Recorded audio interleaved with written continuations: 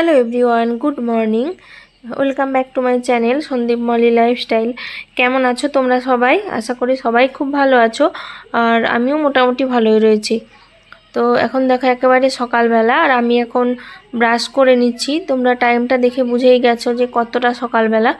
আর এখন হচ্ছে ঘড়িতে বাজে 5:30 মতো।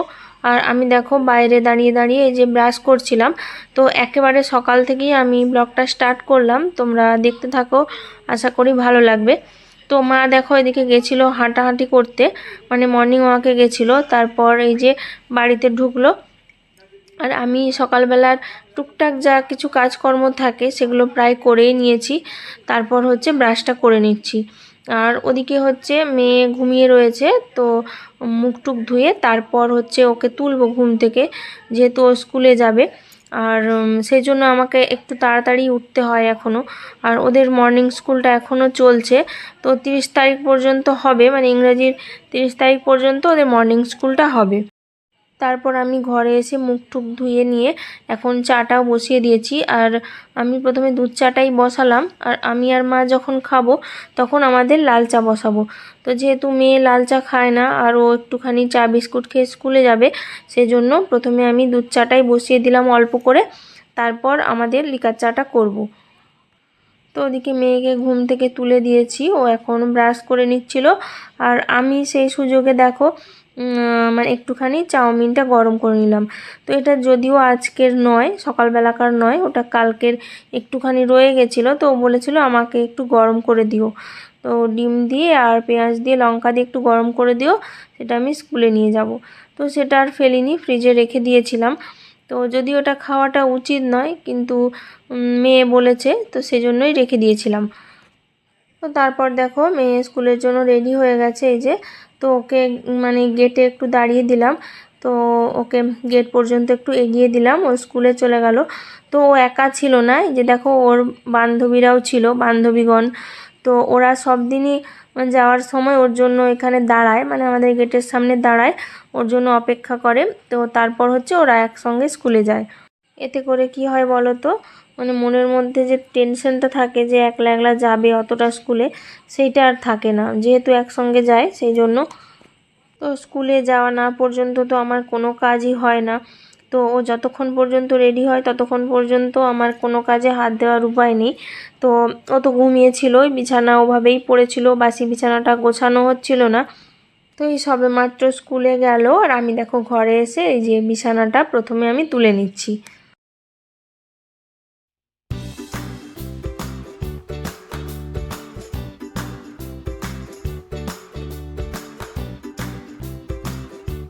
তো কালকে যেহেতু আমাদের এইদিকে প্রচণ্ড বৃষ্টি হয়েছে, কালকের ওয়েদারটা ভীষণ খারাপ ছিল, তো সেই জন্য কাঁচা জামা কাপড়গুলো সকাল থেকেই মানে একেবারে 3 তলার ওপর মেলে দিয়েছিল ঠাকুমা। তো সেইগুলো হচ্ছে ওভাবেই পড়েছিল, মেলা ছিল। তো আজকে দেখছি না সকাল থেকে ভালোই রোদ্র উঠেছে, আর আমি দেখো এখন ছাদে চলে এসেছি। আর এমনিতে তো আমাদের আসাই হয় না, কেউই ওঠে না উপরে, আর মা তো ওঠেই না, আর আমারও দরকার ছাড়া আসা হয় না। তো সেই জন্য মানে এই জায়গাটা যখন মাঝে মধ্যে আসি তখন না ভীষণ ভালো লাগে। আর সেজন্য আমি এসেই এখানে দেখো প্রথমে একটু মানে ঢং করে নিলাম এসে। তো তোমরা তো দেখতেই পেলে, তো ভীষণ ভালো লাগে যখন আসি। আর উপর থেকে যখন নিচের মানে দৃশ্যগুলো দেখি না, তো মনটা তখন ভীষণ ভালো হয়ে যায়। চলো আমি নিজেও দেখি আর তোমাদেরকেও দেখাই। তো এই যে দেখো, ওই যে সাদা মতো দেখা যাচ্ছে, ওটা হচ্ছে আমাদের শীতলা মায়ের মন্দির, মুকেশ্বরী মায়ের মন্দির। তো এখান থেকে পুরো স্পষ্ট দেখা যাচ্ছে। আর এই যে এই দিকটাতে দেখো, তো এই দিকটাতেও পুরো হচ্ছে মাঠ। তো আমাদের চারিপাশে শুধু মাঠ আর মাঠ। আর এই যে বাড়িটা, এটা হচ্ছে আমাদের মানে জ্যাঠা শ্বশুরের বাড়ি। আর এই যে এই দিকটায় দেখো, এটা তো আমাদের বাড়ি। এই যে আমাদের এটা নারকেল গাছ। আর রাস্তা দিয়ে লোকজন যাওয়া আসা করছে, যেহেতু সকালবেলা সেজন্য কম যাওয়া আসা করছে। ওই যে সাইকেল নিয়ে যাচ্ছে দেখতে পাচ্ছ। আর হচ্ছে দেখো আমাদের গ্রামের পরিবেশটা মানে উপর থেকে কতটা সুন্দর দেখাচ্ছে।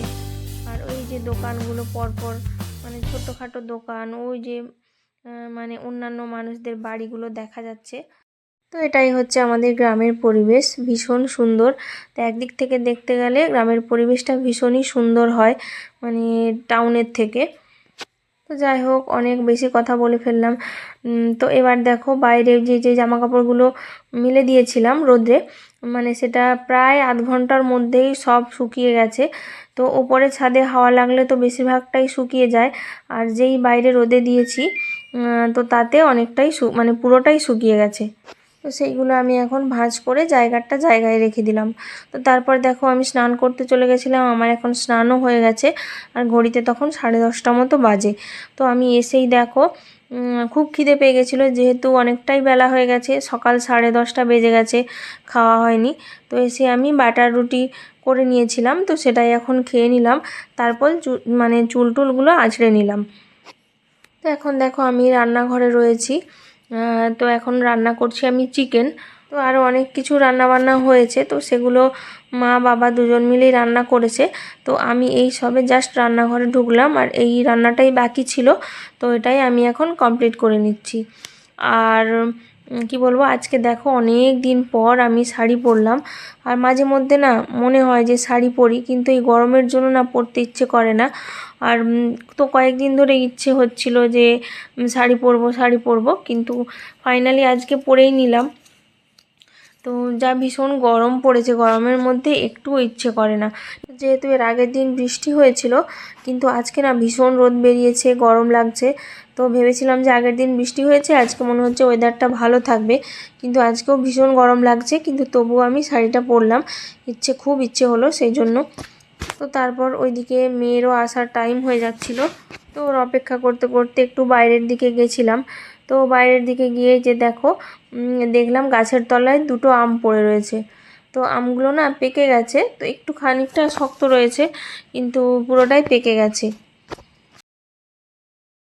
আর এই গাছ পাকা আমগুলো খেতে কী যে ভালো লাগে, মানে কি বলবো, কেনা আমের থেকে এই গাছ পাকা আমগুলো খেতে আমার তো ভীষণই ভালো লাগে। তো আগে আগে যখন ছোটোবেলায় ছিলাম তখন কি করতাম বলো তো, গাছ থেকে টুপ করে যখন পাকা আমগুলো মানে মাটিতে পড়তো, তখন ওভাবেই মানে আমগুলো ধুয়ে মানে ওভাবেই খেতে আরম্ভ করে দিতাম। ছোটোবেলায় ভীষণই আম খেতাম, কিন্তু এখন আর খেতে পারি না, মানে অ্যাসিডিটির ভয়ে খেতে পারি না, এই আর কি। তো মাঝে মধ্যে না মানে পুরোনো দিনের কথাগুলো না ভীষণ মনে পড়ে, মানে ছোটোবেলার কথাগুলো, যে আগে কীরকম দিনগুলো কাটিয়েছি, আর এখন তার এক সিকিও মানে কাটাতে পারি না ওভাবে। তো সেই জন্য ছোটোবেলার দিনগুলো ভীষণই মিস করি মাঝে মধ্যে। তো যাই হোক, এদিকে দেখো আমি মেয়ের স্কুল ড্রেসটা কাচতে বসেছি, যেহেতু কালকে স্কুলে গেছিলো, আজকেও স্কুলে গেছিলো। তো ওদের স্কুলে তো বৃষ্টি হয়েছে, কাদা, তো সেই জন্য না সাদা ড্রেস, সেই জন্য মানে ভীষণ কাদা করে নিয়ে এসছে। তো সেই জন্য ভাবলাম যে আজকে যেহেতু রোদ বেরিয়েছে, আর কি বলো তো, আগামীকাল সকালবেলা ওকে আবার পরে যেতে হবে, যেহেতু ওর একটাই ড্রেস, তো সেই জন্য ওগুলো ভালো করে আমি কেচে দিচ্ছি। আর ওর যেহেতু একটাই ড্রেস বলতে ওকে এই ড্রেসটা কাটিয়ে দিয়েছিলাম, আর হচ্ছে ওদের স্কুল থেকে দেওয়ার কথা, ওদের যেহেতু সরকারি স্কুল, তো সেই ড্রেসটা এখনও পর্যন্ত ওদেরকে দেওয়া হয়নি। তো সেই জন্য একটা ড্রেস পরেই ওদেরকে কাজ চালাতে হয়। আর এইদিকে দেখো আমাদের খাওয়ার টাইম হয়ে গেছিলো দুপুরবেলা, আর এখানে হচ্ছে জামাই ষষ্ঠী উপলক্ষে মানে পিসিরা আমাদের বাড়িতে এসেছিলো। তো সেজন্য আমাদের বাড়িতে পিসিদেরকে নেমন্তন্ন করা হয়েছিল দুপুরবেলা খাওয়ার জন্য। তো এই যে চশমা পরা, এটা হচ্ছে এটা আমার এক পিসি, আর ওই যে সাইডে দেখতে পাচ্ছ এটা হচ্ছে আরেকটা পিসি। তো এই দুই পিসিকে নেমন্তন্ন করা হয়েছে, আর এই যে এটা হচ্ছে পিসেমশাই। তো আরেক পিসেমশাই আসেননি, তো এই পিসেমশাইকে নেমন্তন্ন করা হয়েছে। তো বাকি রান্নাগুলো ওই যে বললাম মা আর বাবা দুজনে মিলেই করেছে। তো পিসি আর পিসেমশাইদেরকে আগে খেতে দিয়ে দিয়েছিলাম। তারপর ওদিকে মেয়ে দেখো এই সবেমাত্র স্নান করে এই চুল আঁচড়াচ্ছে। তো ওকে আমি এখন খাইয়ে দেব, তো ও বলছে মা আমাকে খাইয়ে দাও। তো ও না মাঝে মধ্যেই মানে এরকমটা করে, যেহেতু অনেকটাই বড় হয়ে গেছে, কিন্তু তবুও মায়ের কাছে তো সব বাচ্চারা ছোটই থাকে সারা জীবন, তাই না? তো মাঝে মধ্যেই ও বলে যে মা খাইয়ে দাও। আর মায়ের হাতের খাবারটা মানে একটু অন্যরকমই হয় সব বাচ্চাদের কাছে, সেরকমই আর কি। এই যে দেখো মা হচ্ছে পিসামশাইদেরকে খেতে দিয়ে দিচ্ছে, ওদিকে কি কি লাগে না লাগে ওই দিকটা সামলে নিচ্ছে, আর আমি দেখো এই ঘরে এসে এখন মেয়েকে খাইয়ে দিলাম, কেননা আমাদেরও খিদে পেয়ে গেছিলো। তো সেদিনটা অনেকটাই বেলা হয়ে গেছিলো। তো যাই হোক, তারপর সবার লাস্টে আমরা খাবো, আর শ্বশুরমশাইয়ের সবার প্রথমে খাওয়া হয়ে গেছিলো। তো তারপর হচ্ছে আমরা খেয়ে নিচ্ছিলাম আর খাওয়া দাওয়া কমপ্লিট মানে করে নিয়েছি, এইমাত্র করলাম। আর পিসিরা এসেছিলো, পিসিরাও চলে গেছে, মানে অন্য জেঠুদের বাড়িতে গেছে, তো ওখানে রেস্ট করবে। তো যাই হোক, আমাদের এইমাত্র খাওয়া দাওয়া শেষ করে এই যে এখন বসে রয়েছি। তো বিছানাতে বডিটা ফেলবো আর কি। তো তার আগে ভাবলাম যে ব্লগটা আমি এখানে এন্ড করে ফেলি, তো সেই জন্য আর কি। তো দেখো, এই যে কি আর বলবো তোমাদেরকে, আমার যতটুকু টাইম আমি পেরেছি তোমাদের সঙ্গে শেয়ার করলাম। আর হচ্ছে তো এখন একটু রেস্ট করব। আর হ্যাঁ, তার আগে বরকে ফোন করব, কেননা ওরও খোঁজ খবর নেওয়া হয়নি, ওকেও ফোন করব। আর মেয়ে রয়েছে এখানে, তো মেয়ে যেহেতু সকালে স্কুলে যায়, তারপর মানে সকালবেলা উঠে পড়েছিল ঘুম থেকে, সেই জন্য ওকে একটু ঘুম পাড়াবার চেষ্টা করব, ঘুমাতে বলবো আর কি। তো এই হচ্ছে ব্যাপার। তো এখন আপাতত আর কোনো কাজকর্ম নেই, তো এই হচ্ছে ব্যাপার। আর যতটুকু আছে এবার বিকাল থেকে রয়েছে। তো যাই হোক, তাহলে আমি আমার ব্লগটা এখানেই এন্ড করছি। কেমন লাগলো সবাই কমেন্ট করে জানিও, আর ভালো লাগলে লাইক করে দিও। আর কি বলবো, তো আজকের মতো টাটা, সবাই ভালো থেকো। আর তো দেখা হচ্ছে পরের একটা নতুন কোনো ব্লগে।